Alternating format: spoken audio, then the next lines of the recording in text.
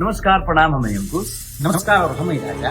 आप सबके पता बा कि हमने के भोजपुरी में गाना और फिल्म के बाद अपन भोजपुरी भाषा में वेब सीरीज भी लेके आ रहल बानी जा। जी हाँ, और ई वेब सीरीज के ट्रेलर आ चुकल बाटे और 10 दिसंबर के भोजपुरी के सबसे बड़का ऐप चौपाल ऐप पर ई फुल वेब सीरीज रिलीज हो रहल बा। त आप सब ढेर प्यार और आशीर्वाद। दोस्तों, आप लोग को बता दो कुछ अंकुश राजा और अंकुश राजा को बता दो कुछ आप लोग है कि भोजपुरी में वेब सीरीज आने वाला है। मैंने आने वाला नहीं, आ चुका है। इसका ट्रेलर मतलब कि आज रिलीज कर दिया गया है। तो जो ट्रेलर रिलीज कर दिया गया है चौपाल चौपाल यूट्यूब चैनल से रिलीज किया गया है। तो मैं आप लोग को बता दूं कि आप लोग शुरू से लेकर अंत तक वीडियो में रहेगा। मैं आप लोग बता दूं कि जो चौपाल वेब सीरीज है, जो मतलब कि हिंदी में होता है, वेब सीरीज हिंदी में चल रहा था, बट अब भोजपुरी में वेब सीरीज चलेगा।